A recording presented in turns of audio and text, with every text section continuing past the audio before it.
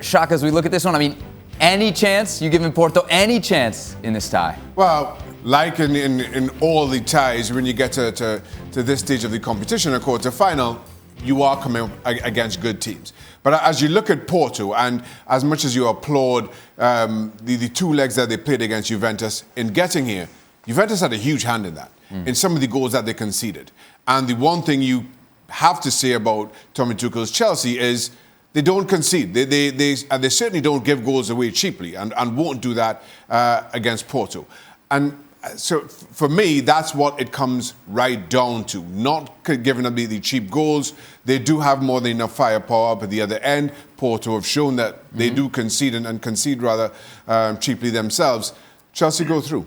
Wow, okay. Porto obviously capable of beating Juventus. What do you think about their chances against Chelsea, Craig? I think they'll be relatively pleased with the draw. I mean, I saw the game against Juventus, the second leg, and Pepe, who's 38, played at the back. And for most part, he could have waited another 10 years and still played. Because, as Shaq said, Juventus, for most part, until it was desperation, until Porto went down to 10 men for a silly sending off, were really lacklustre. But they're no mugs. I mean, any team in this point of the competition are no mugs. They're very well organised. They've got a big physical threat up front. They've got Oliveira in the middle of the park, who's very good in the ball, great striker of the ball, very composed. So they're no mugs.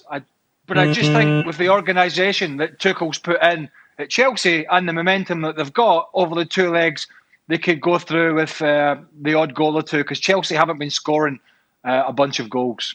All right, let's take one more look then at the odds. Saw these a little bit earlier in the show. Manchester City, Bayern Munich installed as your top two favorites. Chelsea, obviously the draw against Porto, surely figuring into that calculation. Nedum, Manchester City, your favorites as well to win the Champions League as we stand?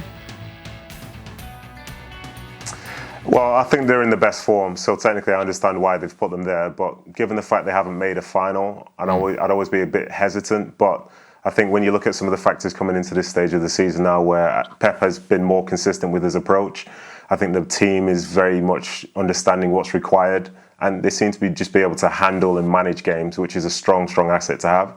So I get it. I hope they do it. But, you know, I think if they do manage to win in this quarterfinal, maybe the toughest game of it all would be in the semi-finals against maybe a PSG or a Bayern Munich. But they are more than capable. And I think if they limit mistakes, I think they could go all the way this year. Ian, Manchester City, Bayern Munich, anybody else? Who's your favorite? No, I think those two are right up there. Paris Saint-Germain, I didn't like the way they played in the second game against Barcelona. They might not have got away with that on another night, because Barcelona might have got 4 or 5 in the first half of the second leg. So that put me off Paris Saint-Germain a little bit. Chelsea have got a nice rounded, polished look about them at the moment under Tuchel. I think they're dark horses. I mean, it's intriguing. We could get another of those very feisty, remember them Chelsea-Liverpool semi-finals if Liverpool got past Real Madrid. So that's something else to look forward to. Now, I don't think the bookmakers have got this right. I think Bayern Munich are the champions, and still somebody knocks them off the perch.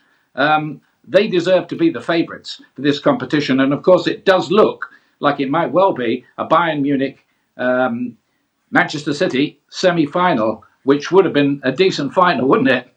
Absolutely. All right, then, gentlemen, we'll leave it there. Speaking of quarterfinal draws, here's your Europa League quarterfinal field set. Manchester United, Granada, Arsenal, Slavia Prague, Ajax against Roma, and Dinamo Zagreb, the Spurs killers, against Villarreal. Well, thank you very much for watching ESPN on YouTube. For more sports highlights and analysis, be sure to download the ESPN app. And for live streaming, premium content, and let's not forget as well, ESPN FC 7 days a week. Subscribe to ESPN Plus.